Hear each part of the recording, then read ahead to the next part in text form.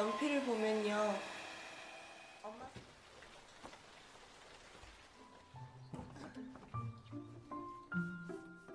Hai, halo guys, welcome back with me. Balik lagi bareng gue di channel Abang Mamat. Dan sekarang saya akan membahas tentang film Amuse 2012, atau dalam bahasa Koreanya itu berjudul Yungyo.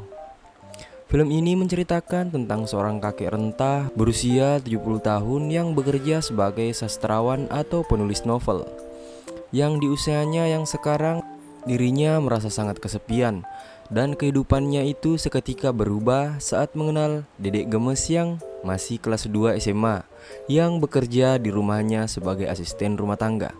Oke, dan tanpa banyak bacot lagi, langsung saja masuk ke review filmnya. Di awal film, kita diperlihatkan adegan seorang kakek yang berprofesi sebagai sastrawan yang sepertinya hidup sendiri di sebuah rumah sederhana di tengah hutan. Kakek itu berdiri di depan cermin sambil memandangi pistolnya dan berpikir jika pistol itu tidak ada gunanya selain dipakai untuk kencing.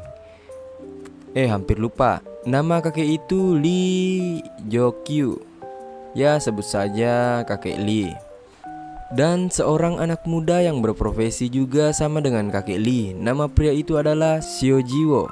Karena kepanjangan, jadi kita sebut saja dia dengan nama Seo. Jadi Seo ini adalah anak murid dari kakek Lee. Seo ini bisa dibilang mengabdikan diri separuh hidupnya dengan menjadi murid kakek Lee. Mengingat kakek Lee ini adalah seorang sastrawan yang terkenal. Seo sepertinya sangat akrab dengan kakek Lee. Ia juga sudah menganggap kakek Lee sebagai ayahnya sendiri. Begitupun sebaliknya. Seketika saat mereka baru pulang ke rumah dan ingin masuk, mereka dikejutkan dengan seorang dedek gemes, dan dedek gemes itu bernama Hang Yungyo. Sebut saja namanya Yungyo, yang sedang tidur di kursi di depan rumah kakek. Kakek Lee ini hanya memandangi dedek gemes ini sambil keheranan. Tapi Seo yang langsung mengagetkan dedek gemes ini, dan dedek gemes itu pun langsung bangun dan menjelaskan jika dirinya tadi hanya menumpang duduk-duduk saja, tapi ketiduran karena suka dengan kursi goyang si kakek, dan langsung pergi melalui tangga di pagar rumah itu. Singkat cerita, saat makan malam, Seo mengatakan ke kakek jika dirinya tadi bertemu dengan dedek gemes, dan dedek gemes ini menawarkan dirinya untuk menjadi pembantu rumah tangga di rumah kakek. Karena kakek juga sudah tidak muda lagi dan butuh asisten untuk membantunya, kakek pun mengiyakannya dan berkata ke Seo untuk memberitahu dedek gemes untuk datang besok sore. Besoknya, Yungyo betul-betul datang ke rumah kakek Lee dan langsung bekerja. Yungyo mulai mengepel lantai, merapikan ruangan kerja kakek, sampai mengelap jendela. Yungyo juga memasak untuk kakek. Dan saat malam hari, mereka duduk bersama di depan teras rumah sambil mengobrol-ngobrol ringan. 이승과 저승만큼 멀 책보에서 Singkat cerita, besok malamnya saat hujan deras, Yungyo datang ke rumah kakek dengan menggunakan seragam sekolahnya yang basah karena kehujanan, meminta izin untuk kakek agar bisa menginap di rumah kakek untuk malam ini. Dan tidak sengaja kakek Lee melihat pipi Yungyo yang merah, sepertinya habis ditampar. Kakek pun bertanya, "Siapa yang menamparmu? Apakah itu orang yang kamu kenal?" Yungyo menjawab jika ibunya yang menamparnya. Ibunya memang sering berbuat seperti itu kepadanya jika sedang marah. Makanya dirinya kabur dari rumah. Kakek menyuruh Yungyo untuk segera masuk ke kamar untuk mengganti baju, karena kakek khawatir jika Yungyo sakit.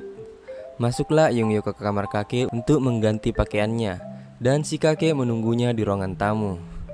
Dan malam itu juga kakek mencoba mengeringkan pakaian sekolah Yungyo yang sedang basah menggunakan hair dryer. Sungguh kakek yang baik hati.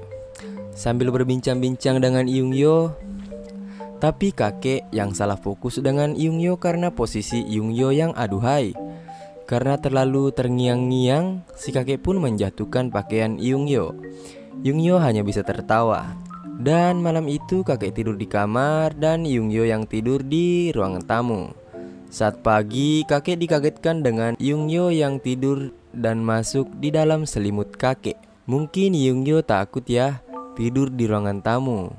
Dengan perlahan, kakek mulai mengintip dada punya Yungyo dan melihat di dadanya ada gambar burungnya. Ini burung elang ya, bukan burung puyuh. Saat tengah asik menatap gunung kembar milik Yungyo, tiba-tiba Seo datang dan membuat kakek kaget dan langsung segera berlari ke ruangan kerjanya. Seo ganggu aja nih. Seo yang melihat Yungyo yang keluar dari kamar kakek mulai merasa curiga kepada mereka berdua. Dan saat itu Seo mengatakan kepada kakeknya jika Yungyo masih SMA. Sepertinya sudah ada salah paham. Keesokan harinya, seperti biasa Yungyo datang lagi ke rumah si kakek dan mengajak kakek untuk menato dada kakek seperti yang ada pada dadanya. Awalnya si kakek menolak, tapi pada akhirnya kakek ini pun ikut aja. Berbaringlah kakek ini di paha Yungyo. Dan sedikit demi sedikit wajah kakek menyentuh gunung kembar Yungyo. Wah, kakek ini menang banyak rupanya. Kakek ini menang banyak rupanya nying. Tak lama kemudian si kakek mulai ngehalu, membayangkan dirinya kembali ke masa mudanya dan mantap-mantap bareng Yungyo dengan nikmatnya. Anjay. Lagi keenakan ngalu, Yungyo membangunkan kakek karena burungnya sudah jadi. Tato burung ya, maksudnya tato burung elang. Seketika kakek Lee mendapatkan inspirasi dan menuangkan inspirasinya itu ke dalam cerita yang ditulisnya. Di scene lain, Seo yang sedang pusing sepertinya karena tidak bisa melanjutkan cerita karangan novelnya. Sepertinya kepikiran tentang si kakek dengan Yungyo. Kemudian Seo menelpon Yungyo berpura-pura meminta tolong untuk membawakannya obat ke rumahnya. Tetapi saat Yungyo sampai ke rumahnya, Yungyo malah dimarahi habis-habisan sampai membuat Yungyo menangis dan Seo menuduh Yungyo telah berwik-wik dengan kakek Lee yang ia anggap sebagai ayahnya sendiri. Keesokan harinya, Yungyo sedang membersihkan ruang kerja kakek Lee seperti biasa. Dan kebetulan juga ada Seo yang masuk ke ruangan itu. Sepertinya ia sedang meminta maaf tentang kejadian semalam.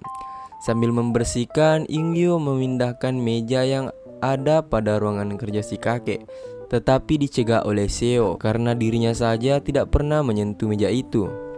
Seo yang berusaha untuk menghentikan Yungyo untuk memindahkan meja kakek. Saat itu, secara tidak sengaja meja itu tiba-tiba terbalik.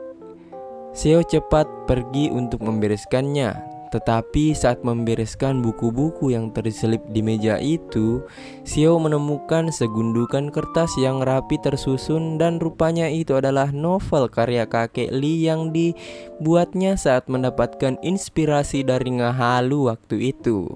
Singkat cerita, si kakek sudah semakin akrab dengan Yungyo. Kakek Lee bahkan menjemputnya ke sekolah dan membawanya berjalan-jalan dan makan-makan. Tentu saja itu membuat Yungyo sangat senang saat itu. Rupanya di rumah kakek Lee, Seo di belakang diam-diam telah membaca karya novel kakek Lee itu. Dan kata-kata dalam novel itu ya seperti yang dihalukan si kakek selama ini. Seo kelihatan emosi bercampur kaget saat melihat isi dari novel itu. Beberapa minggu lalu, kawan Seo datang ke rumah si kakek untuk mencari Seo, tetapi Seo tidak ada di sana. Si kakek juga bertanya kepada kawannya Seo ini tentang penjualan novel baru yang Seo terbitkan bulan ini. Rupanya novel itu sangat laku di pasaran dan terjual hingga 830.000 kopi untuk bulan ini. Di sini kawan Seo juga menjelaskan kakek tentang cerpen baru yang diterbitkan oleh Seo minggu ini. Dan cerpen itu berjudul Yungyo. Kata kawannya cerpen itu juga tak kalah bagus. Kakek keheranan karena itu adalah cerpen yang ia tulis dari hasil ngehalunya. Marah dong si kakek dan segera berlari ke ruangan kerjanya untuk mencari buku-buku itu di dalam meja. Tetapi buku-buku itu masih ada di sana. Karena masih penasaran dengan isi-isi buku yang ditulis Seo, si kakek dengan sigap mengendarai mobilnya ke toko buku untuk mencari buku itu. Setelah mengeceknya, rupanya benar isi kata-kata dalam buku itu sama persis dengan cerpen yang kakek tulis.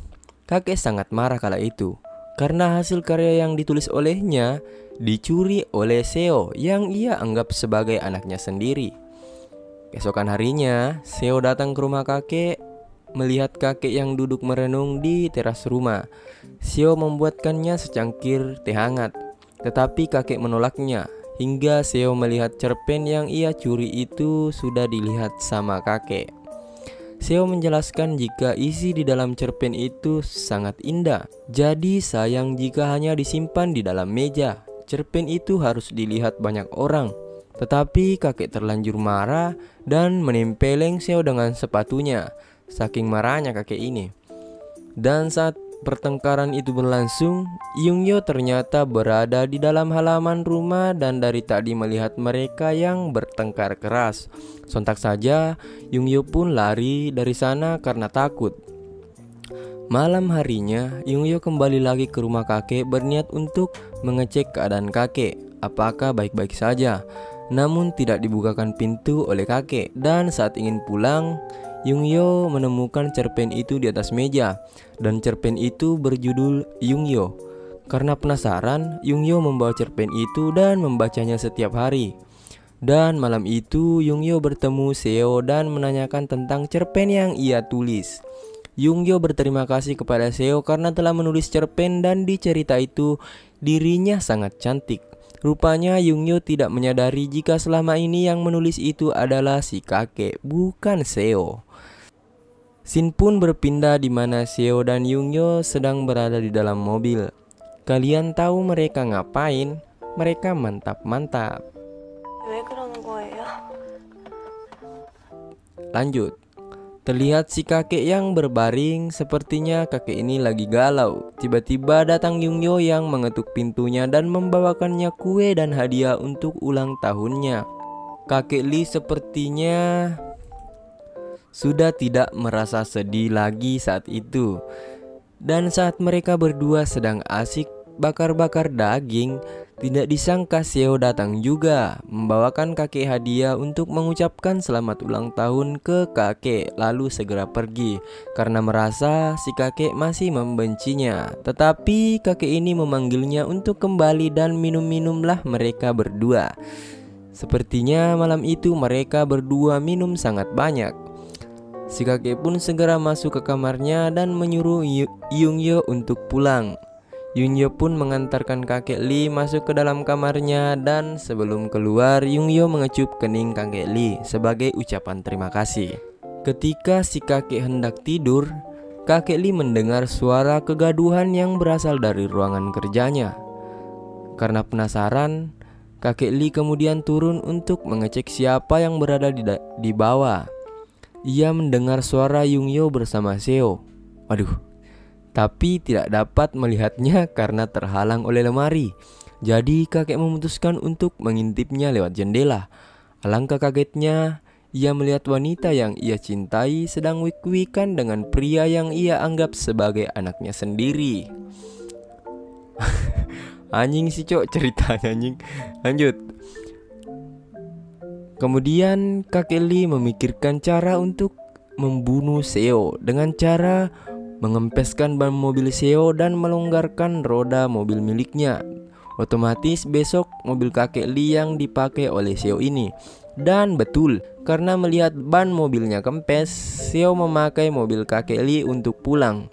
Dan di tengah perjalanan, mobil itu meliak-liuk dan tertabrak. Untungnya tidak jatuh ke dalam jurang. Saat Seo membawa mobil itu ke bengkel, tukang servis di sana mengatakan jika ada orang yang sengaja melonggarkan baut roda mobil ini. Beruntung sekali kamu tidak mati. Mendengar hal itu, Seo sangat marah bercampur rasa sedih mengetahui kakek Lee bisa setega itu, ingin membunuhnya.